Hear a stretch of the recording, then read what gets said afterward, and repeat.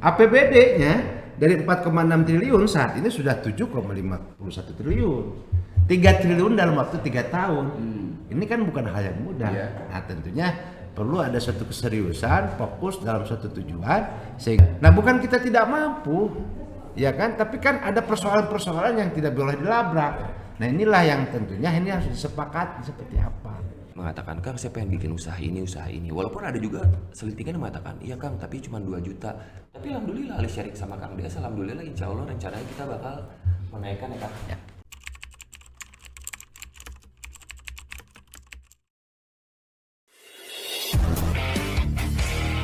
Bismillahirrahmanirrahim. Assalamualaikum warahmatullahi wabarakatuh. Sampurasun. Hatur nuhun.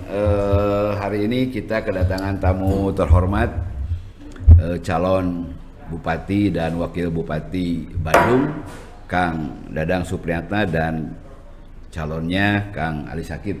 Wilujeng sumping di rapat redaksi Koran Gala, Sawala Redaksi. Nah gini, Kang Dang, Kang Ali, hampir semua ya teman-teman kita yang ikut berkontestasi ya, baik itu di Pilgub, di Pilkada, Kota Kabupaten se-Jawa Barat, karosan Tosarumping.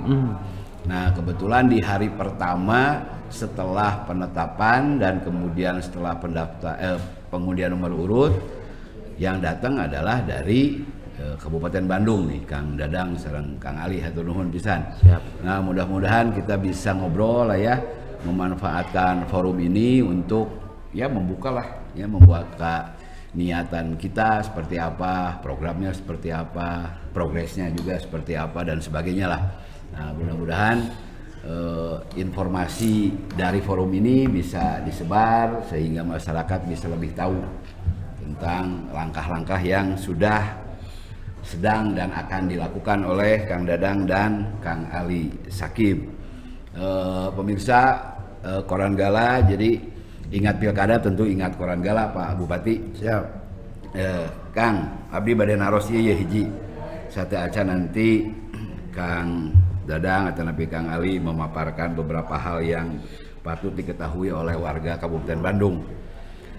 Kang Dang, begitu mendengar kata Kabupaten Bandung nih ya, yang paling ada di benak Kang Dadang naon? Satu kata we. Banjir. Kang Ali naon?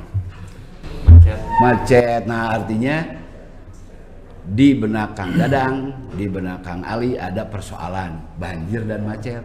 Nah tentunya ini kan menjadi concern panginten payuna kumaha?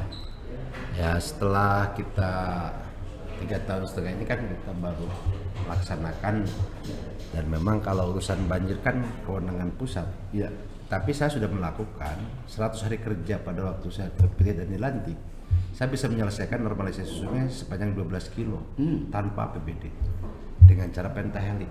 Ya. Kita ajak ngobrol para pengusaha, kita ajak ngobrol masyarakat, dan akhirnya masyarakat menghibahkan tanahnya. Ini kan 12 kilo. Nah tentu kalau dibiayai oleh APBN berapa puluh miliar ya. Inilah ternyata masyarakat Kabupaten Bandung ini semuanya kompak dalam gotong royongan, tergantung kita mengajaknya. Buktinya saya 12 kilo bisa selesai dalam 100 hari tanpa APBD.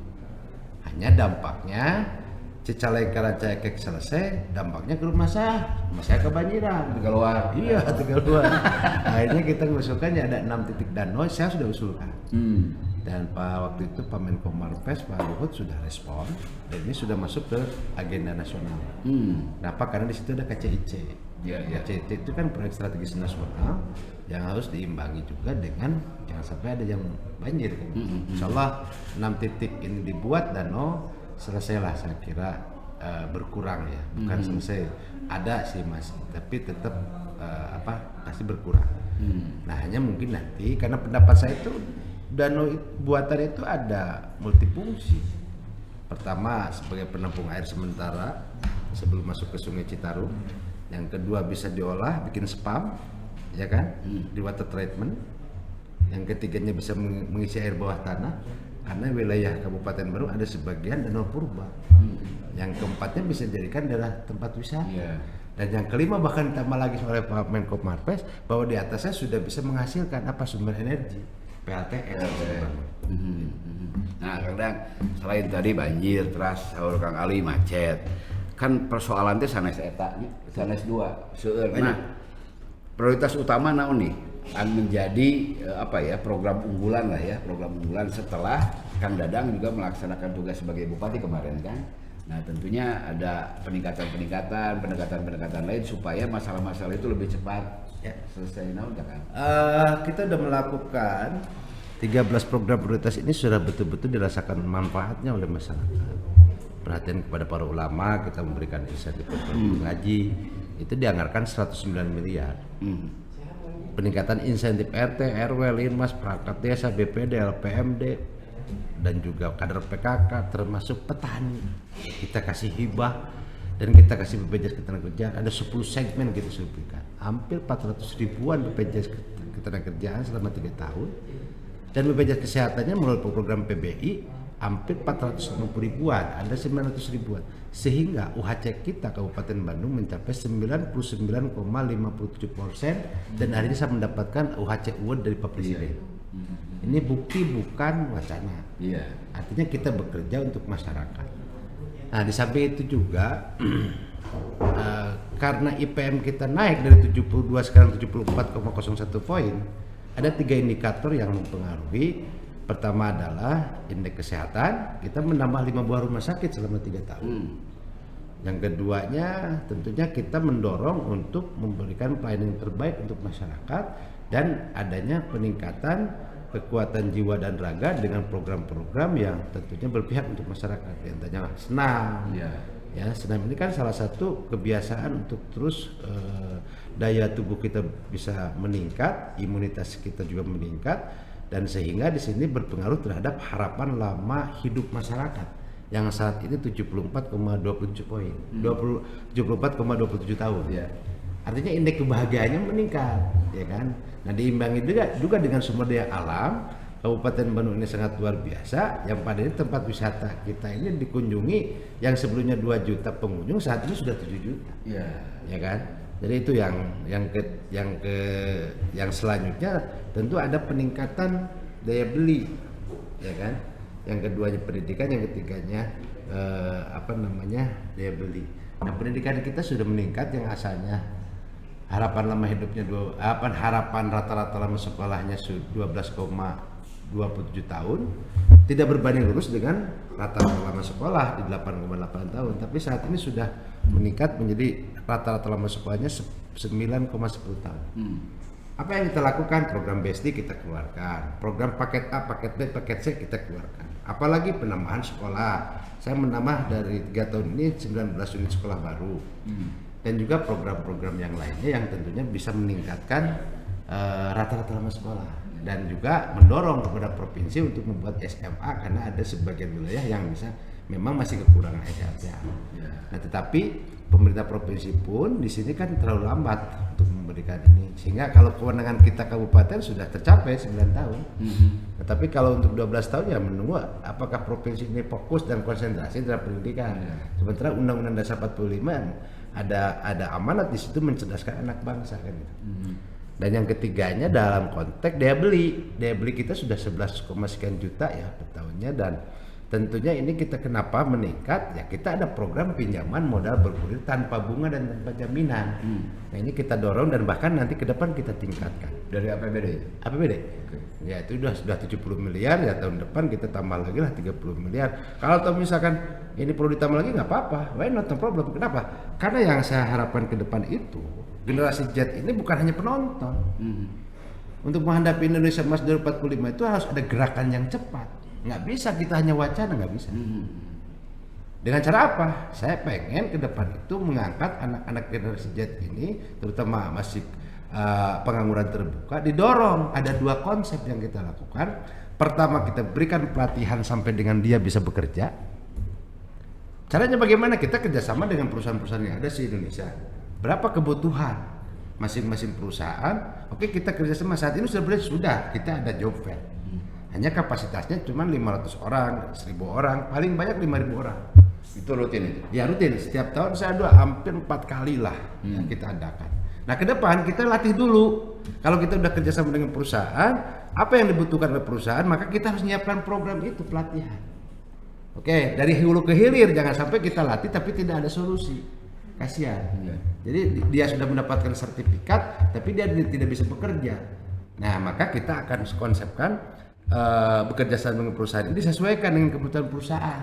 Kita pemerintah hadir, pemerintah daerah hadir untuk memberikan pelatihan sampai keluar sertifikasi. Nah, disitulah menghadapi Indonesia Emas ini dalam rangka meningkatkan kualitas sumber daya manusia yang profesional dan paham tentang IT. Ya, dan siap pakai ya. Ke depan kalau kita tidak punya skill, jadi penonton. Ya, jadi dan saya ke depan ingin ngobrol dengan yang nganggur. Kenapa nganggur? Karena dalam konsep saya itu tidak ada nganggur. Yang kedua, kita berarahkan dilatih tapi dijadikan wira swasta. Jadi kita akan membentuk wirausaha baru. Persoalan modal kita sudah ada solusi. Sudah 70 miliar kita simpan. Kalau teman perlu ditambah sampai 150 miliar, saya berani. Kenapa? Yang paling penting di sini bagaimana masyarakat bisa sejahtera. Karena kalau masyarakat sejahtera, insya Allah Kabupaten Bandung akan bahagia. Saya selalu Bupati pun akan selalu bahagia dan tentunya ini harapan dan cita-cita. Dari mulai ketua RT sampai presiden tujuannya ya mensejahterakan masyarakat, gitu kan. Ya, sip. Menarik nih ya. Kenapa menarik? Datanya lengkap karena ya Kang Dadang adalah incumbent lah ya, tentunya tahu banget ya. Saya dari ketua RT lah. Bahkan dia meniti karirnya dari ketua bawah RT, banget, tahu banget lah ya. Tahu banget, artinya ya wajar lah kalau harapan terhadap Kang Dadang dan Kang Ali ini cukup tinggi untuk merubah Kabupaten Bandung lebih baik. Nah, pertaruhan abdi Kang, selama memimpin Kabupaten Bandung nih 4 tahun ya? 3 tahun setengah. 3 tahun 4 bulan. 3 tahun 4 bulan. Greget naon sih Kang? Anu engke lamun kapilih teh aku aing rek ieu dibereskeun ieu. Ya, naon teh? Pertama saya kemarin itu menyelesaikan regulasi. Investasi harus aman. Harus kekuatan hukumnya harus jelas, harus merasa dilindungi. Saat kemarin itu kan tidak ada yang regulasi yang menjamin investasi. Dari awal bisa ya, teman-teman sudah bisa. Saya harus menyelesaikan dulu tata ruang. Saat itu sudah selesai. Se-Indonesia hanya 2 yang sudah selesai, Kabupaten Bandung dengan Bali. Nah, RDTR-nya yang skala 1 berbanding 5.000-nya sudah 23 kecamatan dari 31, tinggal 8 lagi. Kenapa ini lebih didahulukan? Karena kepastian hukum investasi ini kita buka. Sehingga nanti kita bisa masuk, pajaknya bisa kita ambil. Kenapa saat ini kan kita belum bisa ngambil pajak? Belum bisa mengambil pajak, kenapa? Karena belum legal. Pengembangan wisatawan di mana-mana sudah ada tapi tidak legal. Kita juga kalau mengambilnya juga masuk kepada ranah ilegal kan gitu. Nah, dengan konsep inilah tentunya ada 2.000 titik destinasi wisata yang menjadikan potensi. Kalau ini bisa terselesaikan, 200 miliar itu pendapatan akan bertambah. Nah itu ya. Terus yang kedua, gregetnya saya itu bagaimana untuk bisa menciptakan iklim investasi yang aman. Nah, sehingga perizinan kita mempermudah, jangan sampai setahun 2 tahun tidak selesai. Jangan dipersulit lah, apalagi dengan sistem OSS sekarang. Dan alhamdulillah PDRB kita meningkat dari 123 triliun saat ini 153 triliun dari jangka waktu 3 tahun. APBD kita berdampak kepada APBD kita, pendapatan asli daerahnya yang asalnya 960 miliar saat ini sudah 1,5 triliun. Artinya naik hampir 550 miliar lah dalam 3 tahun. APBD-nya dari 4,6 triliun saat ini sudah 7,51 triliun. 3 triliun dalam waktu 3 tahun. Ini kan bukan hal yang mudah. Nah, tentunya perlu ada suatu keseriusan, fokus dalam suatu tujuan sehingga kita tidak pernah terpengaruh dengan isu-isu yang negatif atau apalagi yang baperan, enggak lah. Memang ayah kan isu. Ya, sebagian mengatakan seperti itu, tapi saya fokus setelah saya terpilih oleh masyarakat sudah memberikan mandat melalui pemilihan Pilkada 2020, maka saya fokus terhadap janji politik yang pernah saya sampaikan. Nah sebelum nanti kita buka dialog ya dengan teman-teman yang lain, saya mau agak ke teknis Pilkada nih Kang. Catatan kita lah ya, survei LSI per tanggal 8 Juli kemarin, pasangan ini lumayan bagus nih, 76 sekian ya, indikator juga sama di angka 80 malah. Terus partai mendukungnya juga gendut pisan 13 amun tuh menang teh kacidalahnya gitu.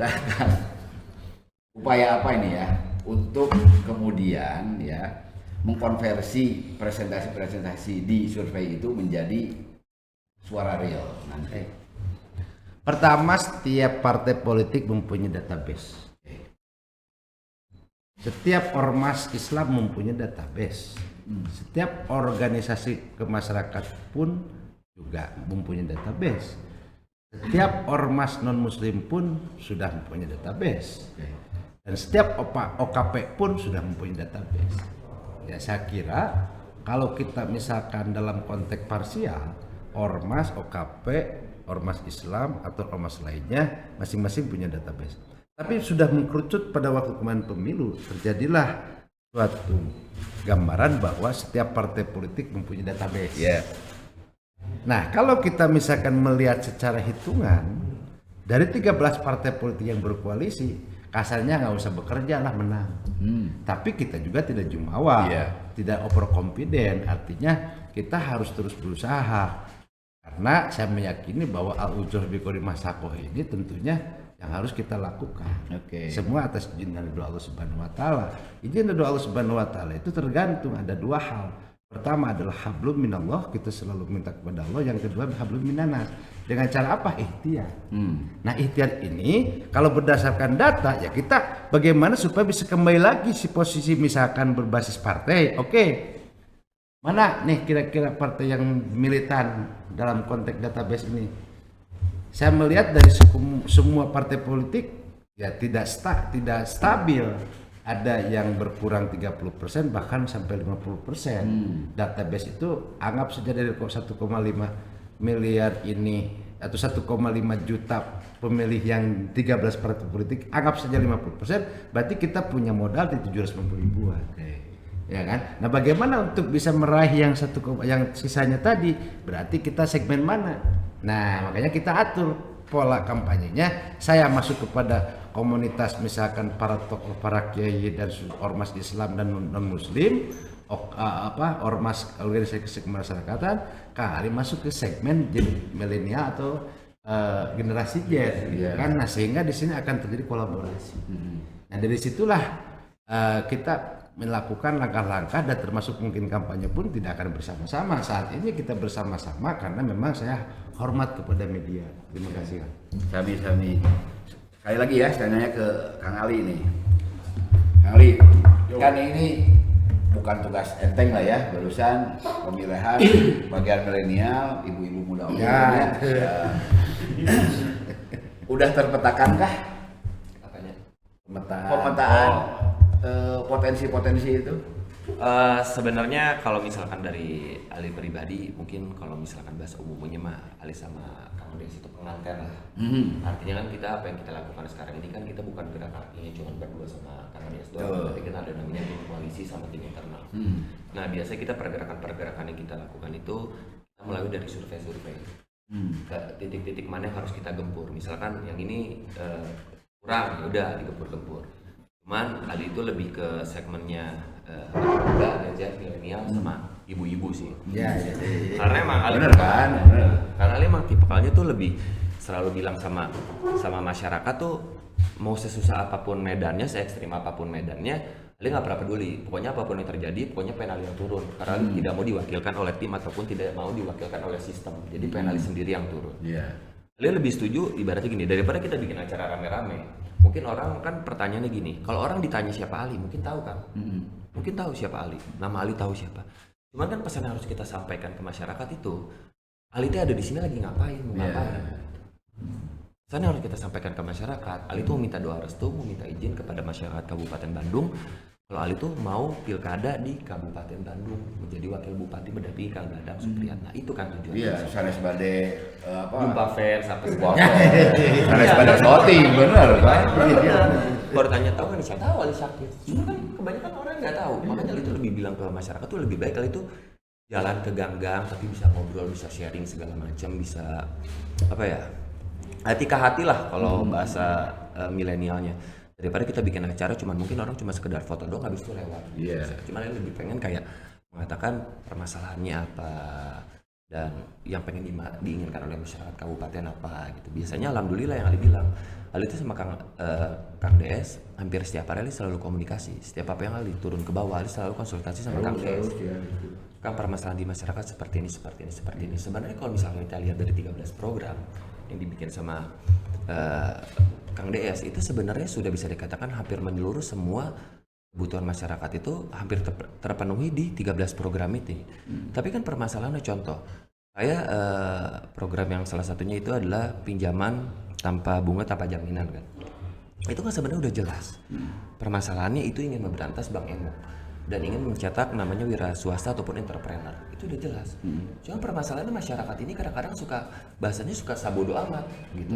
Dia kadang-kadang mikirnya kalau misalkan urusan sama bank segala macam, bunga liar biasanya kebanyakan seperti itu. Harusnya itu yang harus kita sampaikan ke masyarakat. Artinya kita juga harus bisa merubah mindset masyarakat. Kebanyakan masyarakat setiap pengen usaha dia selalu mikirnya gini, duitnya nggak ada uangnya, nggak ada modalnya. Cuman tapi mereka di saat dia megang duit, sok kita tanya, pengen bikin usaha apa? Belum kepikiran deh. Kayak kota Iya, jadi sebanyak apapun megang duit kan, pasti otomatis habis juga gitu. Makanya itu kebanyak kayak misalkan masyarakat kayak mengatakan, Kang saya pengen bikin usaha ini. Walaupun ada juga selintingan yang mengatakan, iya Kang tapi cuma 2 juta.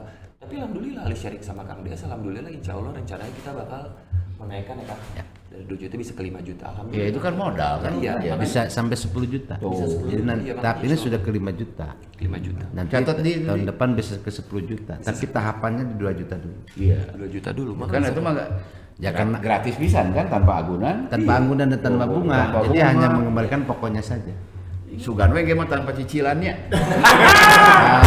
Kalau tanpa cicilan kita tidak mendidik. Jadi bukan tidak bisa hanya terbatas. Tetapi saya lebih sepakat dengan cara mendidik. Iya.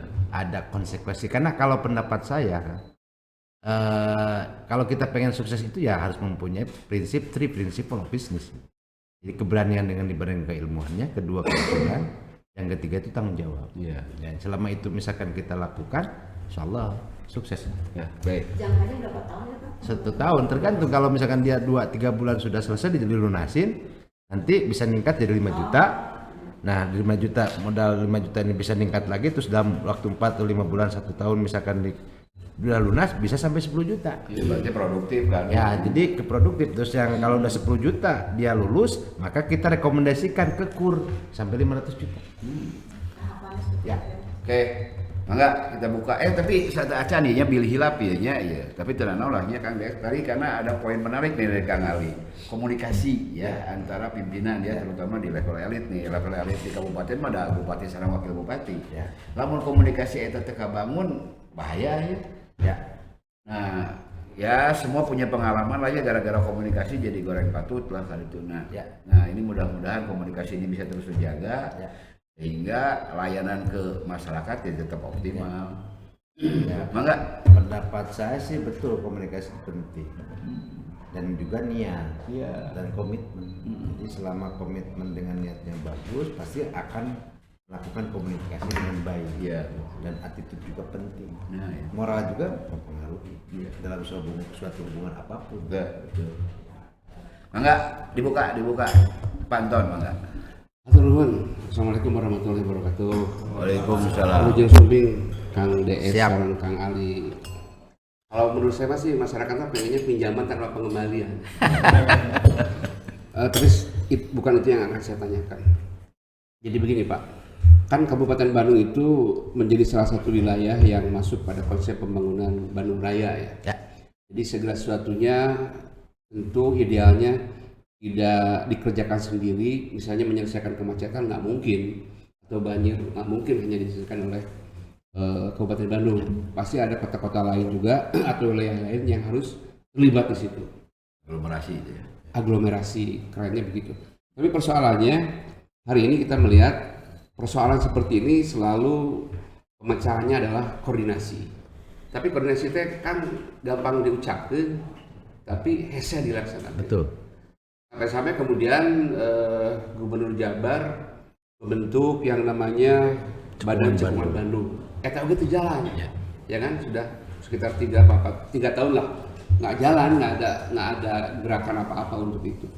Nah kira-kira apa nih resep Kang DS untuk memecahkan kebuntuan ini gitu ya? Karena kalau diantepkan mah pasti mulai perubahan kia terus gitu kan. Betul. Kumaha Kang? Pertama, bahwa ada hal yang tentunya menjadi isu di wilayah Bandung Raya itu ada 4 persoalan. Yang pertama persoalan banjir, yang kedua persoalan kemacetan, yang ketiga tata ruang, yang keempat persampahan. Nah tentu ini merupakan suatu kewenangan secara regional. Makanya kemarin sempat saya Pak PJ Gubernur menyampaikan, udah Pak PJ, kira-kira satuan kerja atau satuan pelaksana Cekungan Bandung tidak dikasih biaya, membuarkan aja kata saya. Nggak efektif saya. Yang kedua, Sekda bicara lagi, ngobrol gini-gini. Yaudahlah, Sakur wacana juga nggak akan selesai. Ya, apa adanya. Kenapa? Saya sudah bisa membuktikan. Contoh, tingkat kemacetan di wilayah Bandung Utara lah katakan, daerah Dago. Saya udah belebaran jalan, sudah berjalan. Cuman begitu masuk kota Bandungnya tidak selesai. Kenapa ya? Maaf, di sini kan wali kota punya kewenangan, kita juga nggak bisa intervensi, gitu kan. Nah, terus yang kedua masalah misalkan banjir. Banjir ini kan nggak bisa kita klaim hanya Kabupaten Bandung sendiri. Emangnya air itu kabupaten sendiri? Enggak lah, Sumedang masuk ke Kabupaten Bandung, Kota Bandung juga Kabupaten Bandung, Cimahi juga masuk Kabupaten Bandung. Ujungnya di mana? Di Bandung Barat kan.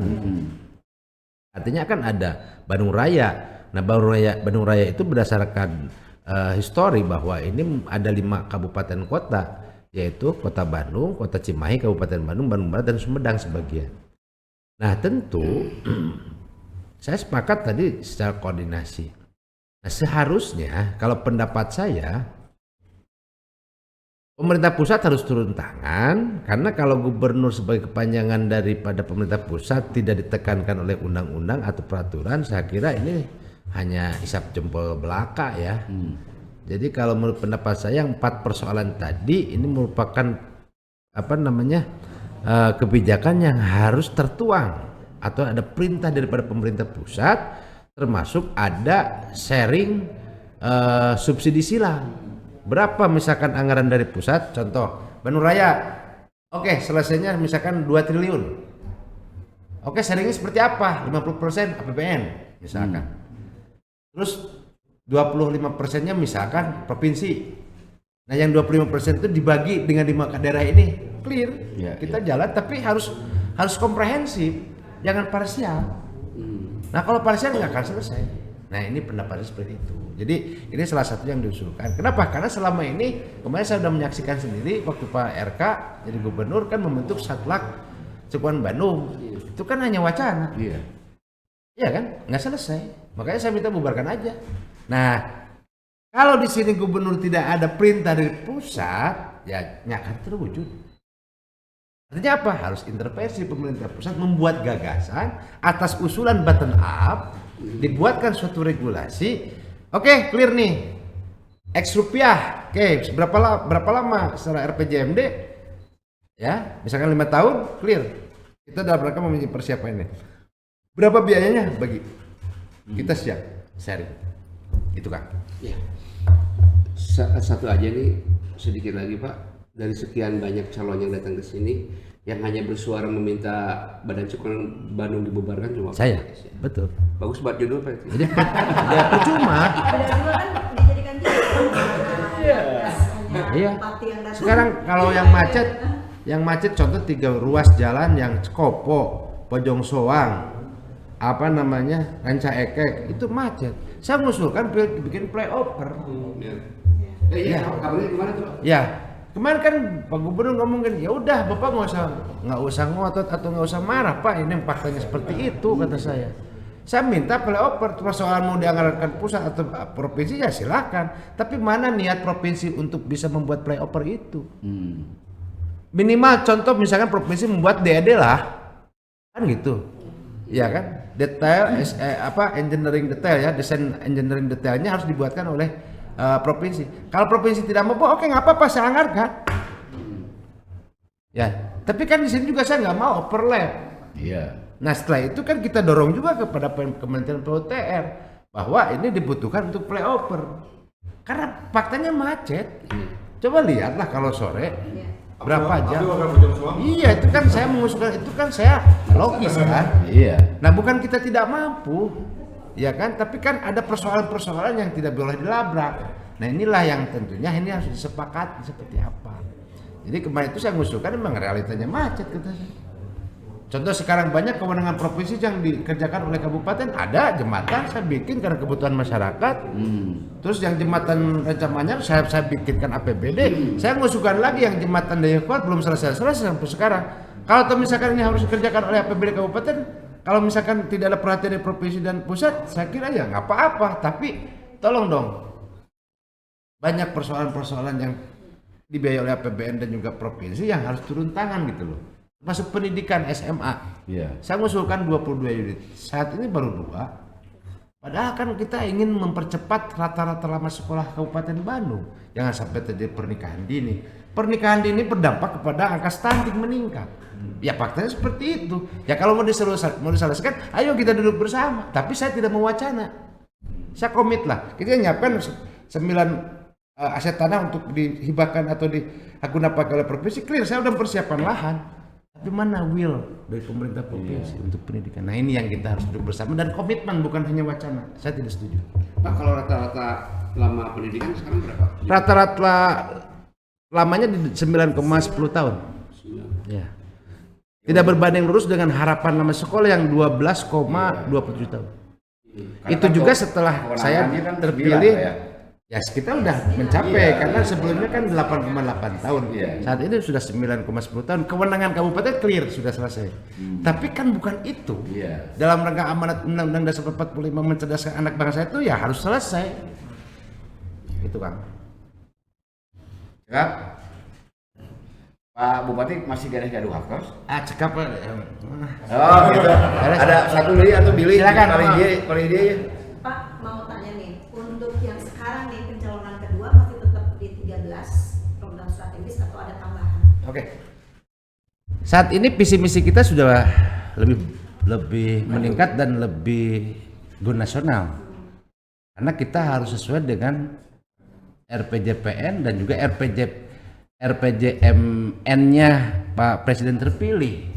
Sehingga kita visinya sudah ada penambahan. Visi kita adalah mewujudkan Kabupaten Bandung yang lebih bangkit, edukatif, dinamis, agamis, sejahtera, maju, dan berkelanjutan menuju Indonesia Emas. Nah, kita buatkan 5 misi. Di 5 misi ini dibedah lagi, ada rencana 57 rencana aksi. Dari 57 rencana aksi ini kita akan buatkan 12 program prioritas. Ya. 12 program prioritas itu menampung dari 57 rencana aksi. Di antaranya apa? Peningkatan kualitas sumber daya manusia yang profesional dan paham tentang digitalisasi. Untuk 100 hari pertama yang mana Pak? Yang 100 pertama itu saya akan membentuk Creative Hub. Jadi Creative Hub yang mana anak-anak milenial ini supaya bisa menjadi marketing place, ya dilatih, dan mulai bulan depan saya mulai eksperimen. Kenapa? Karena kita mempunyai 16.800 produk UMKM kita, sehingga bisa dipasarkan secara lokal, regional, nasional, bahkan internasional. Dan ke depan juga kita akan membuat semacam JCC, Jakarta Convention Center. Nah, tepatnya di mana kemungkinan saya di Tegaluar, karena Tegaluar ada KCIC Tegaluar. Kita ada buatkan nanti mungkin Bandung Convention Center ataupun Tegaluar Convention Center, karena Pak Jokowi kan sudah memberikan bangunan yang fenomenal ya KCIT Tegaluar, maka kita harus bisa mengikuti perkembangan PSN yang tadi. Nah, tempat convention center itu nanti akumulatif, semua pengusaha UMKM itu terkumpul. Ada festival atau apapun silakan. Kenapa? Dan bisa dijadikan tempat perkumpulan silaturahmi baik lokal, nasional, bahkan internasional. Kenapa? Karena aksesibilitasnya terpenuhi gitu. Dipotong di Tegaluar ya. Yes. Masuk ke Bandung. Iya, benar, bikin ruang konser juga. Tapi kalau bikin Creative Hub jangan seperti tetangga Kabupaten Bandung Pak, gedungnya bagus, strategis, tapi sepi. Nah, kita udah robah itu kemarin karena kita mau bulan depan walaupun saya cuti ya, tapi saya tetap programnya harus jalan. Insyaallah. Kita buktikan. Di mana itu yang Creative Hub? Saat ini kita masih nginep di Cibaduyut ya, karena di situ kan sudah ada tempatnya. Itu kan ada 200 komputer dan di tempat itu tidak ada barang, ya, dan omsetnya sampai 700 juta per hari. Pokoknya kita buatkan ibu-ibu rumah tangga ini punya penghasilan, termasuk generasi Z kita buatkan entrepreneur. Oke, hatur nuhun Pak Des, bilih aya nu bade disampaikan ke warga Kota Bandung, ke para calon pemilih Kabupaten Bandung, ke calon pemilih. Mangga. Oke, terima kasih semuanya. Saya berada di Koronggala Group yang tentunya saya kangen karena selama ini kita ketemu hanya di lapangan saja, tapi hari ini kita fokuskan untuk datang bersilaturahmi ke seluruh kantor redaksi atau media yang saat ini sudah berkiprah di wilayah Jawa Barat, khususnya di Kabupaten Bandung. Terima kasih atas penerimaannya. Jangan lupa tanggal 27 November 2024 datang ke TPS, gunakan hak pilihnya, dan insya Allah tidak akan rugi dan insya Allah mendapatkan pahala dari Allah Subhanahu Wa Taala karena kita akan melanjutkan langkah-langkah ikhtiar kita, program-program yang berpihak kepada kemajuan masyarakat Kabupaten Bandung supaya masyarakat Kabupaten Bandung lebih maslahat dan berkah. Hatur nuhun. Nomor 2, jangan lupa salam 2 jari untuk 2 periode. Oke, hatur nuhun. Mangga atos.